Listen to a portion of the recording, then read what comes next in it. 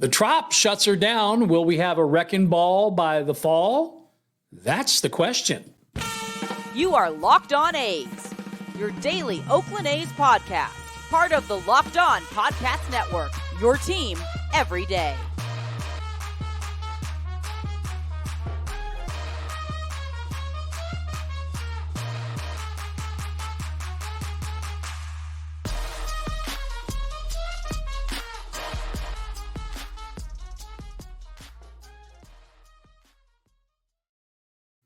Hey, welcome to another episode of Locked On A's. Good to have you here. I'm Wayne Coy. I'll be your host for this entire podcast. No pinch hitters. No, it's just me, lifetime A's fan from Oakland, Bay Area radio dude, and of course here to pass on everything from Las Vegas, where I am, and maybe some baseball team will be hanging out someday. We'll see. But you know, we are available, and we do thank you for finding us wherever you get your podcasts, because we are also on YouTube. And thanks for making us your first listen every single day. We do appreciate that too. All part of the Locked On Podcast Network, your team every day. And today's episode is brought to you by FanDuel. What a deal as we get ready for the big game. A $5 bet can get you $150 in bonus bets guaranteed. Just go to FanDuel.com/locked on, and all of the details, the deets, are waiting for you there. Well, this is kind of cool because once again, we are getting, as we said yesterday, national attention, the A's are, but maybe for all the wrong reasons. There's a guy who I just think is one of the best at what he does. His name is Ken Rosenthal. And Ken, you know, from Fox Sports, of course. You also know him from Fair Territory and Foul Territory. And you know him from The Athletic, and it's The Athletic where his most recent article appears. It is titled, "Why I Remain Skeptical About the A's Grandiose Vegas Plans." Here's Mr. Rosenthal. Have strong attendance. If you're going to build this robust fan base, you better put a competitive team on the field. And that's where it goes back to the need to spend money. And I talked to team president Dave Kaval for this column, and he said, yes, it is necessary for us to be competitive, to enact the plan that we want to. Again, this is John Fisher as owner. He's going to do all this. Now, maybe all this will happen. The A's have their projections. They have their plans. So in summing all of this up, in considering the A's history under Fisher, in considering the future, I'll just put it this way, and this is how I wrote it in the column. I'll believe it when I see it. He just said the A's had a plan. Did you hear that? All right, there's Ken Rosenthal. We dive into his article in The Athletic, which I invite you to subscribe to if you're not already a subscriber. It's the best few bucks a month that you can spend. In-depth coverage of your team, whoever they are, especially if they're the A's. They've got some great coverage there. And yeah, doesn't cost you a whole bunch, and you get some awesome coverage on a day-to-day basis, especially that from Ken Rosenthal, who is their in-house baseball expert.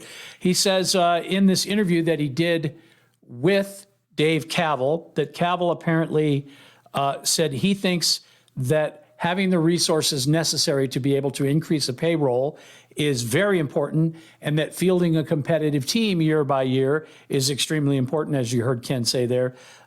He also said, we think that it's necessary for the Vegas market, which begs the question, if you could do it for Las Vegas, why couldn't you have done it for Oakland since you own the team?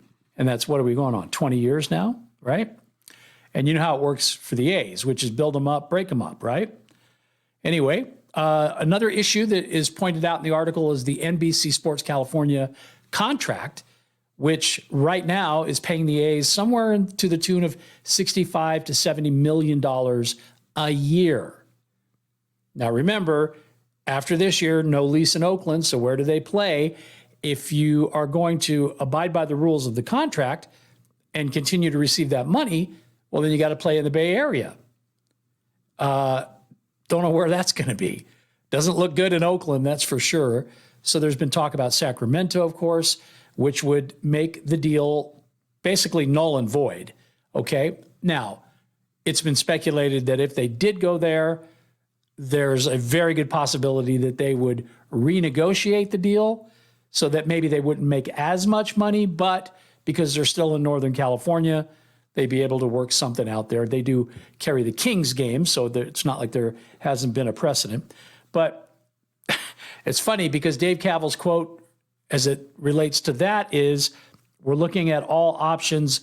No options have been excluded at this time. So that would still include, I guess, Las Vegas and the Aviators Park and Salt Lake City, where they've been kicking tires. So we'll have to just wait and see. I think it's, again, very unusual that all of that isn't in place so far. Ken wraps up his article with a great quote. "Wake me up in 5 years, and let's see then what the Oakland transient Las Vegas A's look like then." Yeah.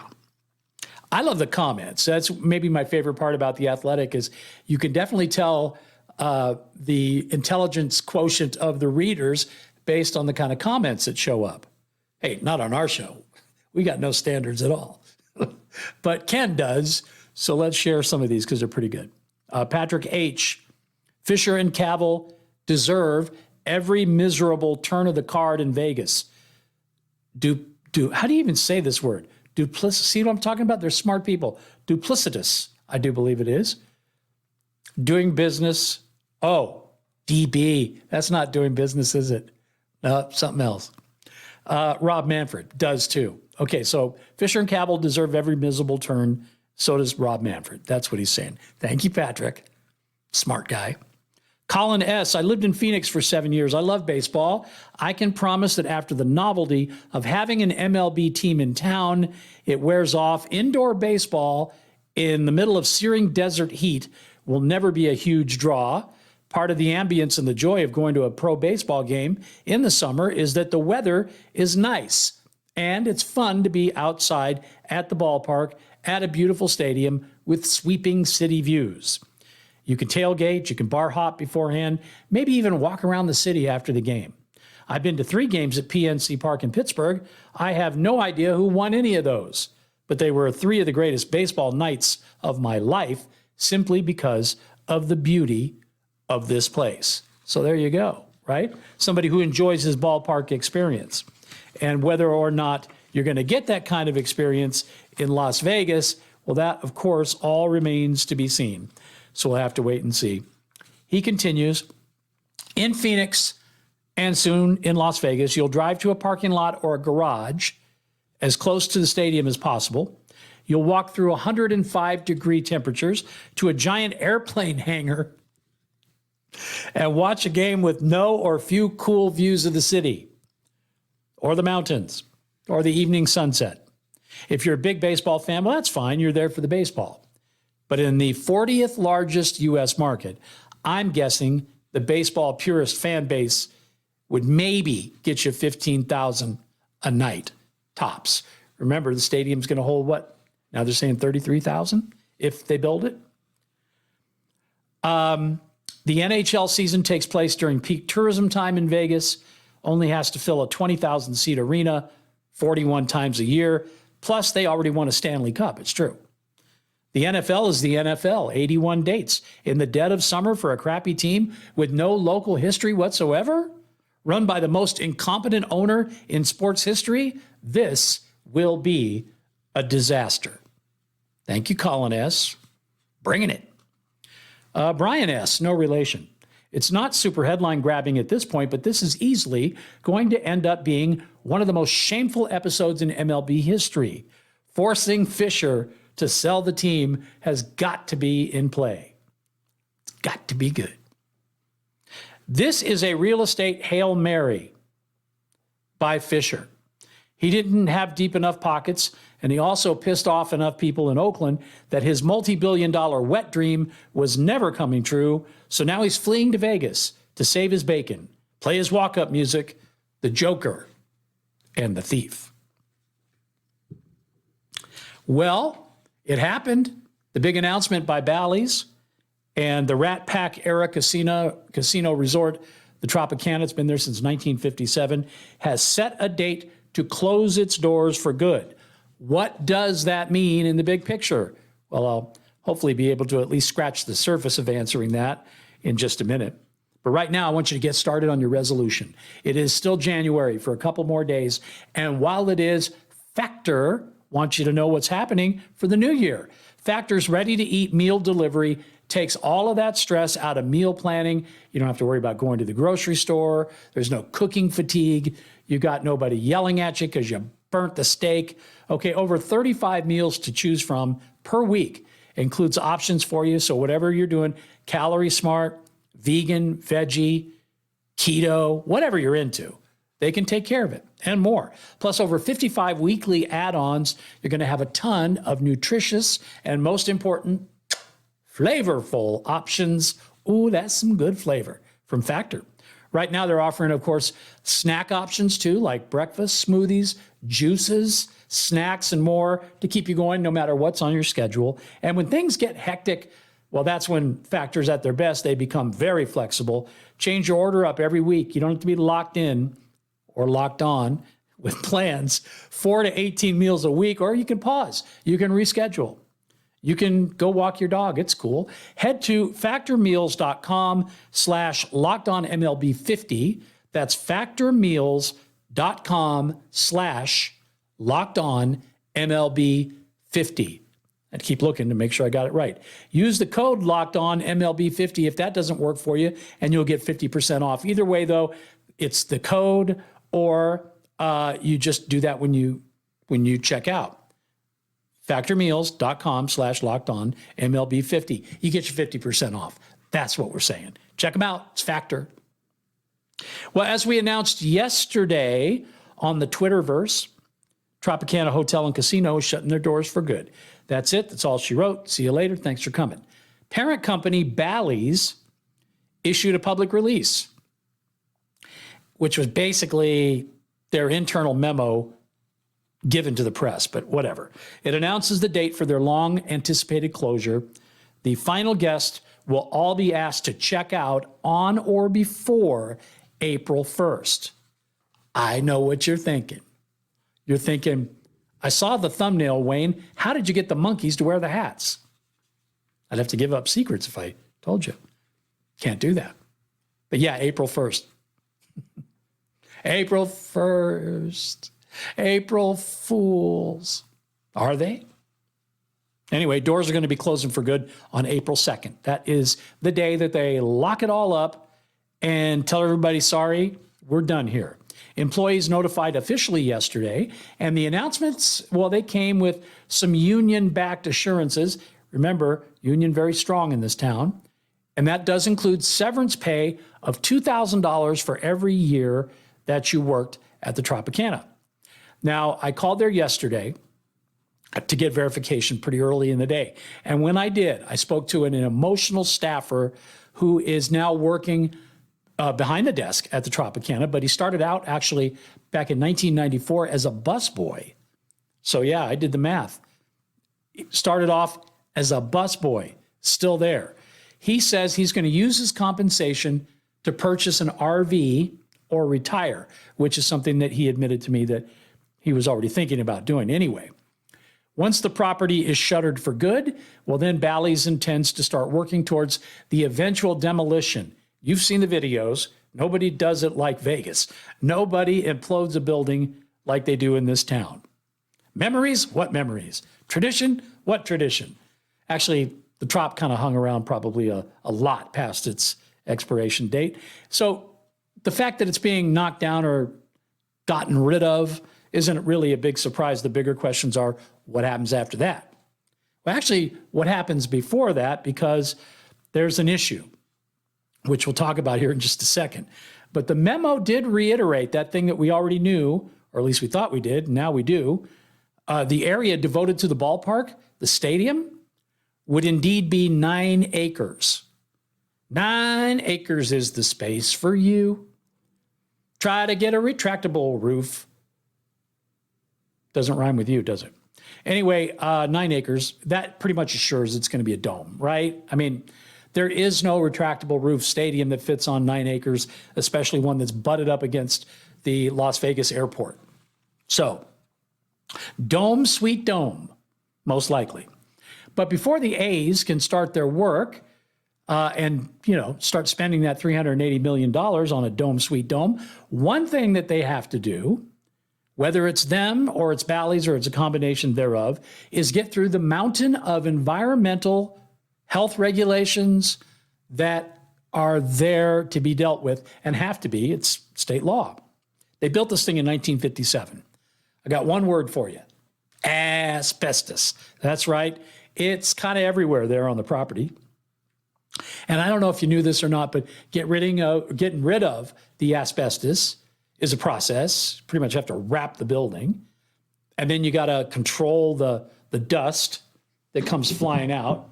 And it's not easy to do. You're there going, get away, asbestos. Stop it, asbestos.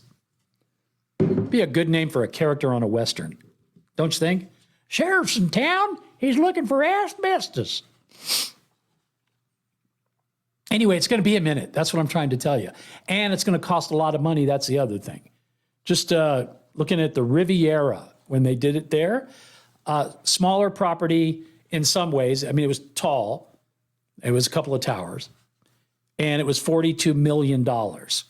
Last we heard, chances are it actually went north of that. So it could be millions. It's likely to be hundreds of millions of dollars. Surely Bally's Corporation and the A's had already thought about that, right? I mean, the Nevada legislators, they thought about that, right? I mean, everybody that's involved in the whole process, I'm sure, were well aware of that, right? It's the A's we're talking about here. What do you think? I'm taking the no. That's my bet. Speaking of bets, FanDuel, big game. It's coming up. Can't say those other two words, but we can say the big game. And you know who the two teams are. It's the Niners, favorite by what, half a point as of this morning, right? Taking on the Chiefs in the city that never sleeps. Should be a good Super Bowl. It's a rematch. Oh, I just said that. I'm sorry. Should be a great big game. It's a rematch. Anyway, you get in on the action with FanDuel, #1 sports book in America for a reason. It's an easy app to download. It's a great app to get involved in. And boy, have they got a deal for you. A $5 bet, $5 could get you $150 in bonus bets. How you like them now? FanDuel wants to make you some money. And boy, will you have fun with the prop bets. Those are perfect for the big game. You're betting on stuff you never thought you'd bet on because you can. National anthem, flip the coin, all that stuff. It's there. And of course, the normal point spreads, the overs, the unders, the parlays, those are fun. So get involved, okay? FanDuel.com/lockedon. FanDuel.com/lockedon. $5 will get you that $150 in bonus bets from FanDuel, official partner of the National Football League. Oh, one other thing I want to tell you about Locked On is launched it. It's up and away. It is the world's first 24/7, 365 days a year streaming sports network. You get your sports coverage from everywhere on the globe, okay? And it's not just baseball. It's baseball, it's football, it's basketball, it's hockey. It's any sport we're talking about, and you get that local angle from all of the Locked On hosts that are hanging out doing what I do every day. So why don't you check it out? In fact, I'll tell you what, when this episode's over, I'll just send you over there and you can see exactly what it's all about. It's Locked On Sports Today. You don't want to miss it. All right. I have the quote of the day. Are you ready? Here it is. Quote of the day from Scott Robin, otherwise known as Vital Vegas. It's his blog website, which, by the way, has been batting, even though he's not a sports guy, has been batting like 1,000 as it relates to scoopage. So if you're looking for, what's really going on in Las Vegas, whether it's sports or any other here in town kind of topic, go check out vitalvegas.com. But here's the quote. To put it succinctly, a good number of power players in Las Vegas believe that the A's organization involves more clowns than all of Cirque du Soleil's shows combined. That's the quote of the day right there. Okay. Most folks that are in the know, including Major League Baseball Commissioner Rob Manfred, believe that the only real roadblock left for the A's to relocate to the desert is the Nevada State Education Commission's schools over stadiums. You've heard us talk about that.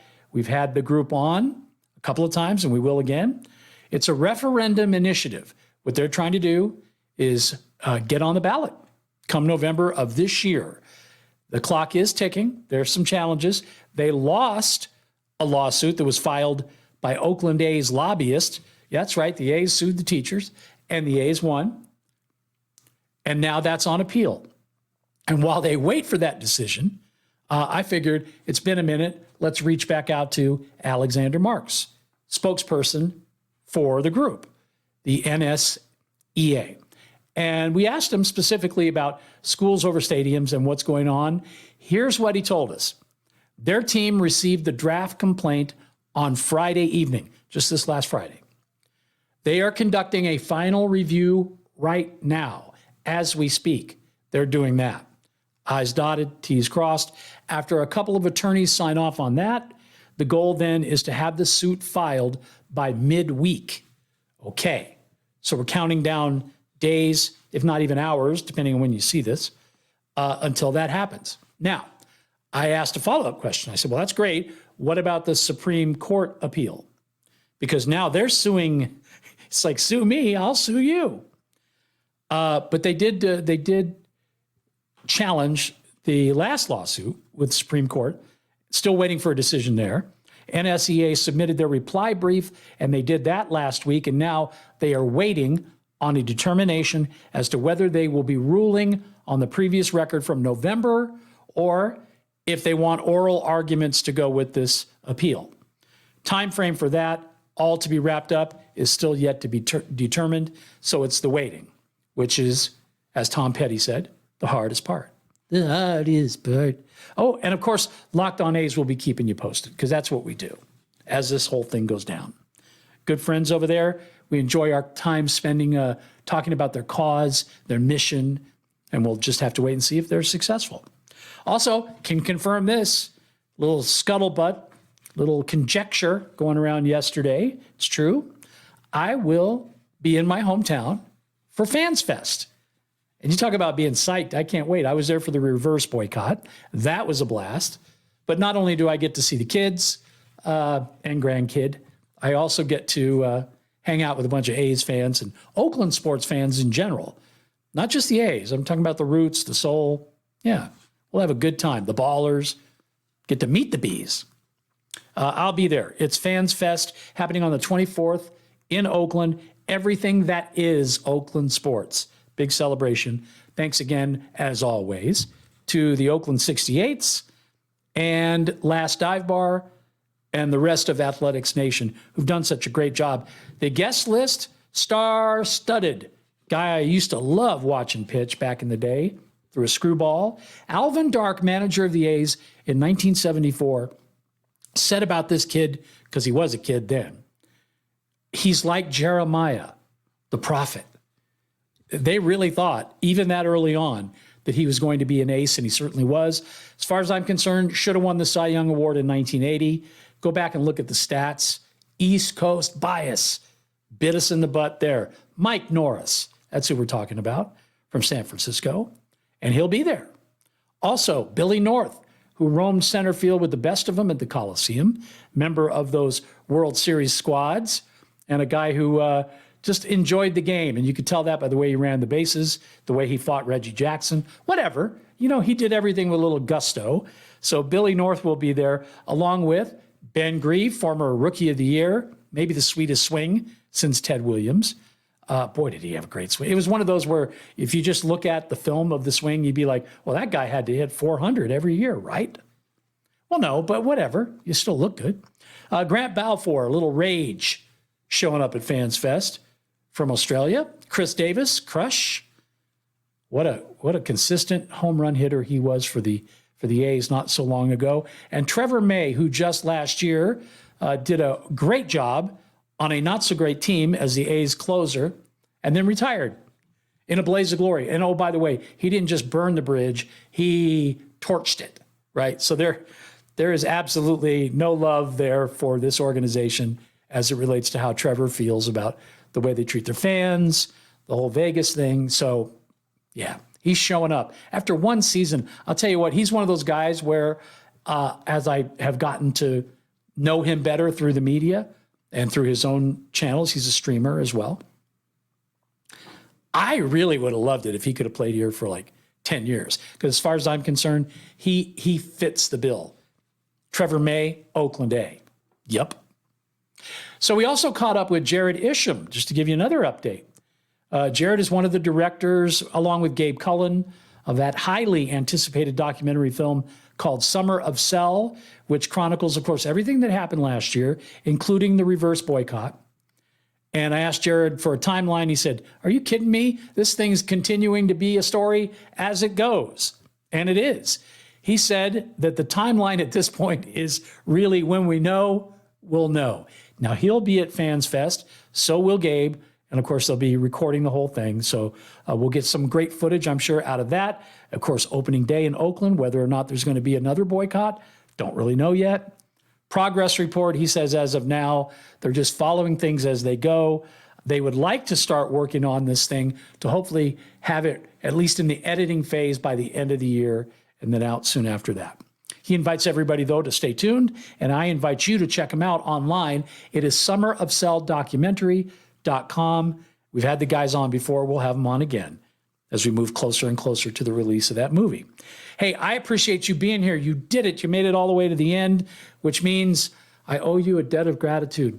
And if you want to give me a thumbs up, well, I'll take it. That's how we build our channel. It's how we spread the word, Thunderbird, and let everybody know what we're doing, okay? So thumbs up, like button, if you can. If you can't, it's cool. It's okay. Subscribe, though. That's not a bad idea.